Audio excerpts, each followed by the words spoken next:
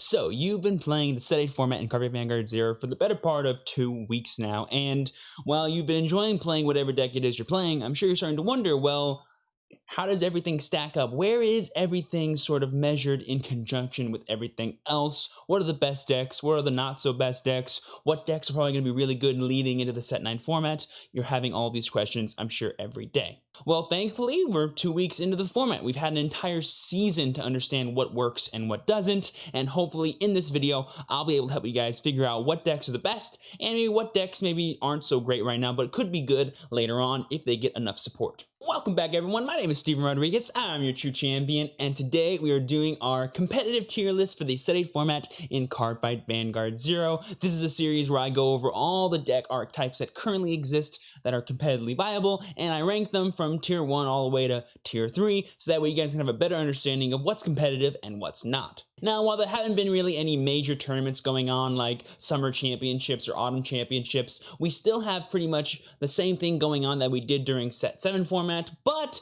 with the arrival of Set 8, some archetypes got even more powerful and some archetypes kind of got extra tools to work with, and seeing how that truly affects the format can better prepare you for any tournaments in the future, and hopefully in this video, I can also give you guys some fun insights on how decks might evolve into the Set 9 format, so if you're still working on grinding for certain decks, you can figure out which ones to prioritize and which ones not to. Plus, in fairness to you guys, I actually failed at giving you a best decks prediction video for the Set 8 format, so I'm going to do my very darndest to give you a really good tier list video for the Set 8 format in Vanguard ZERO, and hopefully this is it. Alright, without further ado, let's go ahead and hop over to Tier Maker and get this party started.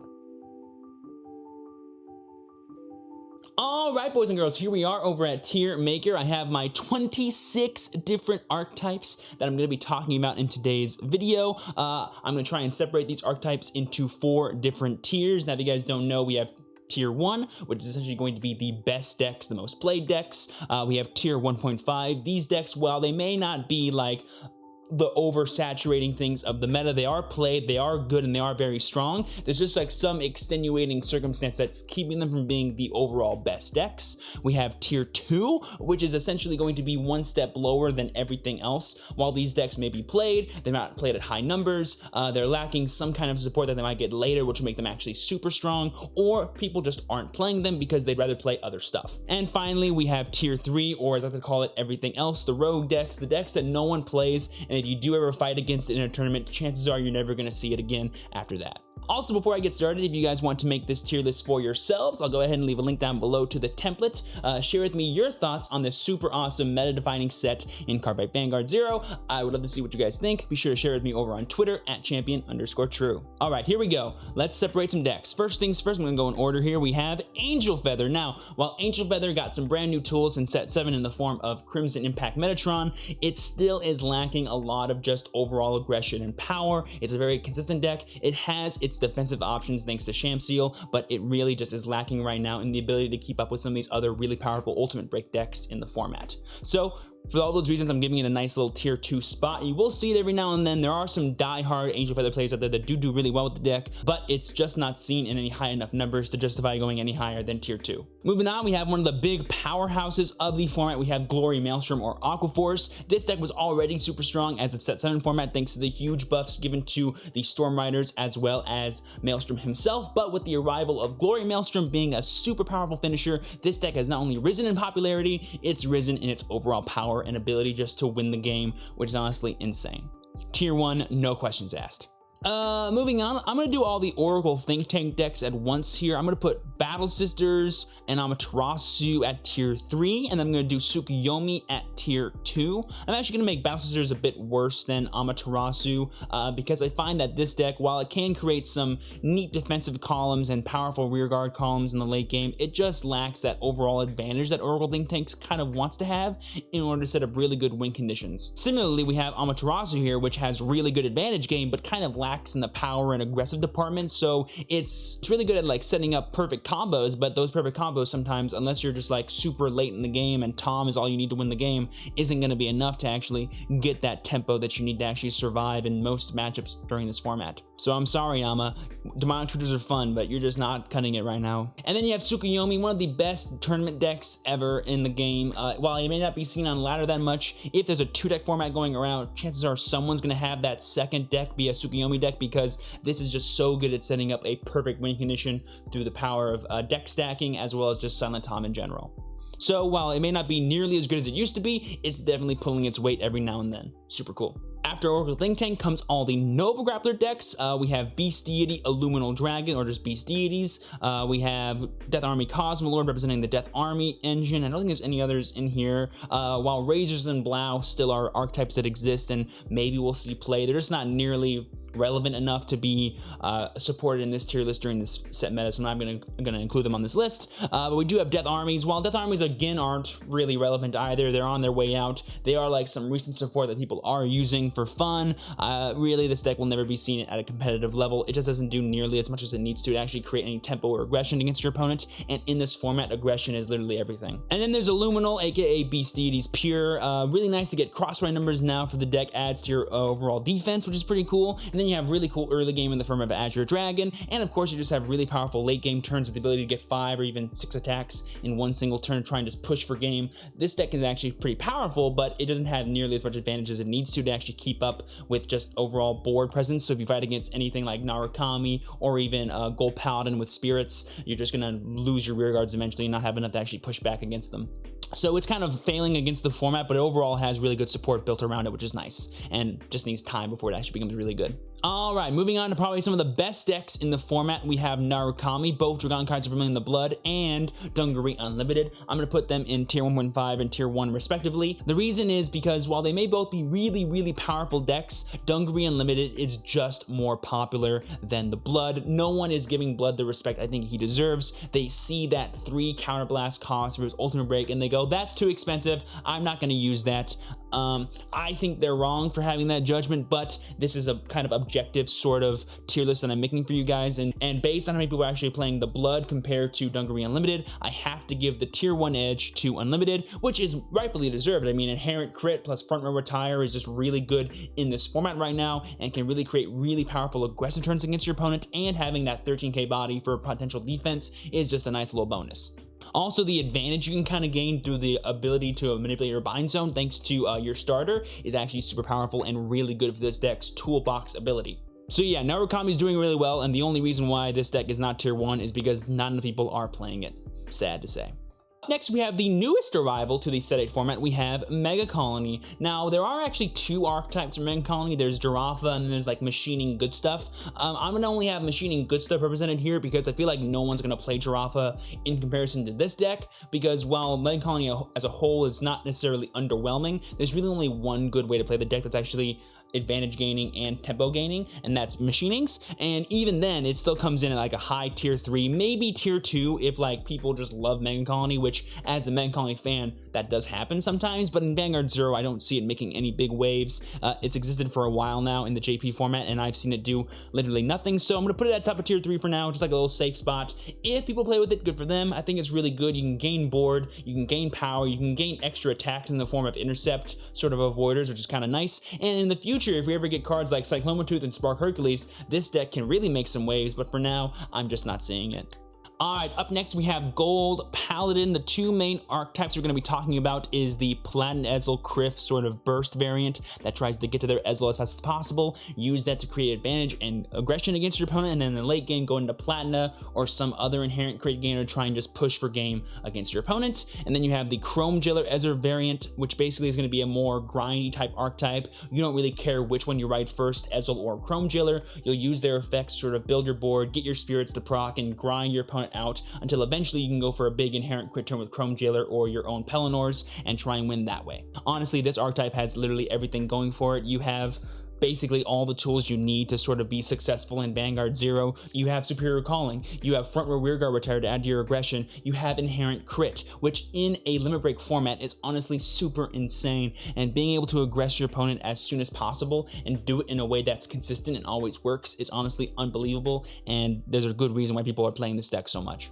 Now, while Gold Paladin's really good, I'm gonna still put them underneath decks like Dungaree and Glory Maelstrom, because while these decks are powerful and have everything going for them, they are kind of lacking in the defense department. Like, if you're not playing 9 draws to kind of dig through your deck and get those PGs to hand, you too can fail pretty badly to inherent crit cards or decks like Maelstrom if you're not drawing your grade 3s. So for now, I'm gonna put these still down here, but really all these decks are pretty even in terms of popularity and power. Up next, we have Bermuda Triangle, aka Coral. I think Coral's really the only Bermuda Triangle deck I'm seeing right now. I know Eternal Idol Pacifica, while being a really good finisher, is also its own archetype. I feel like it serves a better purpose in the Coral deck than it does as like its own deck, if that makes sense. And while Coral may be the best variant of Bermuda Triangle we've had so far, it's still kind of lacking in terms of the ability to push for game that you kind of need to have in this format right now. I've always said when it comes to the Limit Break format, the best decks are the decks that are the most aggressive and the most consistently aggressive.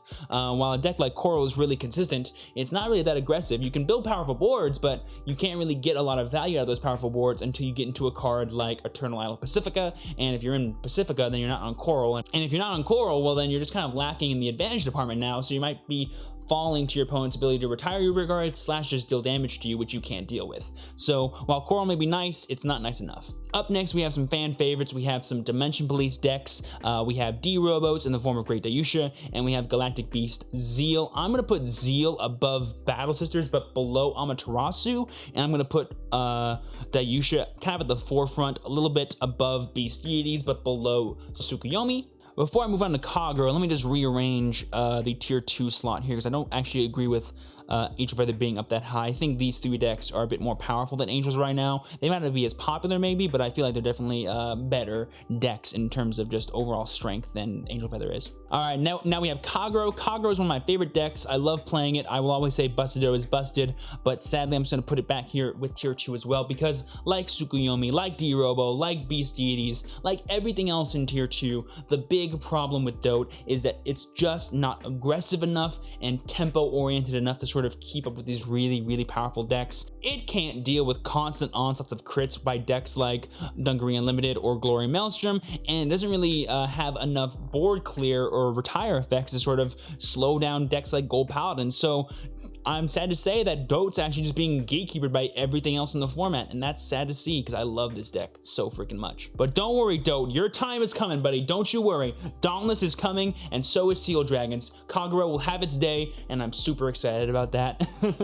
Also, now's a good time to mention, if you guys are getting any value out of this video, be sure to smash that like button, subscribe to the channel, and click that bell for notifications so you guys know when my videos go live for you. And up next, we're talking about Spike Weathers. Spike Weathers is an easy tier 1.5. The sad fact is this deck gets gatekeepered by inherent crit. So decks like Dungaree Unlimited, the occasional Chrome Jailer Dragon, and of course Gold Paladins can just stop this deck from being at all viable on rank ladder or even in tournaments, because there are no damage adders in Spikes, and while it may have all the power it needs to thanks to cards like Deadly Emperor as well as Juggernaut Maximum, it just isn't being used because people are too afraid of the inherent crit decks. But it's still 2.5 because, like I said, it hasn't really lost anything. It's still just as good as it always has been at just killing your opponent and being able to keep up in tempo. But until we get cards like Baton Dragger and Dudley Mason, it won't have good ways to sort of play around / play into those inherent crit decks. But when we do get those cards, it'll be a monster in the format, 100%. Up next, we have Shadow Paladin. The 2 main archetypes of Shadows is going to be PBO Shadows and Spec Duke Shadows or Phantom Duke. I'm going to give sort of Shadow Duke the worst treatment in terms of the 2 decks. While it is really powerful, it doesn't play into the hard like advantage / toolbox engine that I feel like you want to be doing right now with Shadow Paladin. Plus, the big lack of cross-ride kind of hurts.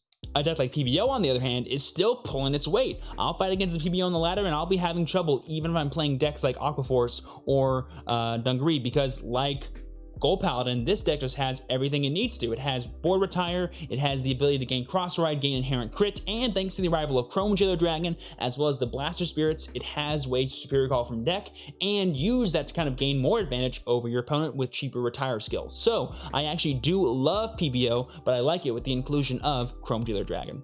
Up next, we have the God Duckbill here representing Great Nature, which is going to be sort of another really easy tier 1.5 deck for me. I think while this deck has amazing, powerful turns thanks to a card like Polaris from set 7, I feel like there are a lot of awkward turns in the deck, some confusing turns in the deck, and because of that, a lot of players are sort of taking it back and not actually willing to play this deck on ladder or in tournaments. So it kind of has like the blood treatment here where it is really powerful, just like objectively, but because other people don't see that, they're not going to actually play with it, and they're not going to want to take the risk when they can play a deck like Gold Paladin, Narukami, or Aqua Force instead. Let's go ahead and bang out the rest of these tier 3 decks here. We have Granblue, Tachikaze, Bladewing Reiji, and Neo Nectar Musketeers. I'll go ahead and put Granblue at the very bottom here because it kind of deserves to be. As you can see here, we have 3 clan event decks here, and as you can probably guess, the reason why they're tier 3 is because they're just lacking support and they're being kind of power crept out by everything else in the format, like really powerful inherent crit limit breaks, like really cool abilities to fill boards and create pressure, by really awesome advantage type decks, and also can just create pressure out of nowhere using ultimate break and limit break skills. These decks are just lacking the support they need to be really cool, but they have a lot of potential. Hopefully 7 Seas can bring Granblue out of obscurity. Hopefully Ancient Dragons will be what Tachikaze needs to sort of abuse the really powerful cards they kind of have access to, like Dark Rex is a really good card, but the rest of the support kind of doesn't really justify using him that much right now. Reiji, while being a really powerful inherent crit deck, just kind of falters really hard to a lot of damage adders being played, but Amon could be a really good sort of control slash just soul charging deck depending on what it does in the future. So while these cards may be suffering now, there is hope, boys and girls. Do not lose it. Do not lose it. Up next, we have Pale Moon Lukie. This is a very easy tier 2 pick for me. The Jumi Fortress kind of wombo combo build's really strong and just kind of outlasting the game. It's really good against decks like Gold Paladin, depending on what they're playing with. It's really good against Aqua Force, but it really is bad against Narukami. And while Pale Moon may be very popular, it just has a lot of awkward matchups right now and can be a little inconsistent at times. The pure Crimson Beast Tamer build, while it's still probably my favorite build to play with Pale Moon right now, it just doesn't hold a candle to some of the other decks out there that are as aggressive, if not more aggressive, in the format. And finally, this is almost on purpose, we have MLB, the king of Vanguard ZERO, one of the most defining decks of every single meta so far that we've had. Where does he lie in the set 8 format? I am going to be a bit conservative here and still give him a tier 1 placing. There's actually multiple ways to play MLB right now. There's Garmoire MLB and there's pure MLB, and with the power of inherent crit, board retire, potential board superior calling, you can really overpower some decks sometimes, and if MLB gets everything going for it, it can just be outright crazy. Plenty of people are still playing it because, believe it or not, while people do love playing Narukami right now or Gold Paladin, they're kind of saving their materials for when Liberators or Eradicators come out, so they're not actually playing those decks or actually getting the cards. So they are sort of returning to what they had before, which is MLB. So while this deck may be the best old-timey deck that's being used right now, it definitely is going to be probably the worst one in tier 1, as its support is just so ancient right now that a lot of other decks either have better things compared to it or can just keep up with it at a very decent pace because we're just so used to fighting against MLB right now. And there you guys go. That has been my tier list for the set 8 format in Cardfight Vanguard ZERO. Hopefully you guys did enjoy. If you did, be sure to smash that like button, subscribe to the channel, and click that bell for notifications so that you guys know when my videos go live for you. Also, be sure to let me know what's your favorite deck to play during this set 8 format. Leave it down in the comments below. I would love to see your reasons why as well. And if you want to give this tier list a try for yourselves, I'll go ahead and leave a link down below to the template. Be sure to share with me whatever tier list you make over on Twitter at @champion_true. I would love to see your thoughts on this super meta-defining format for set 8 Cardfight Vanguard ZERO. And with all that being said, as always, I've been your true champion, Steven. Please be sure to work hard, rest easy, and live well, and I will see you all next time. Peace.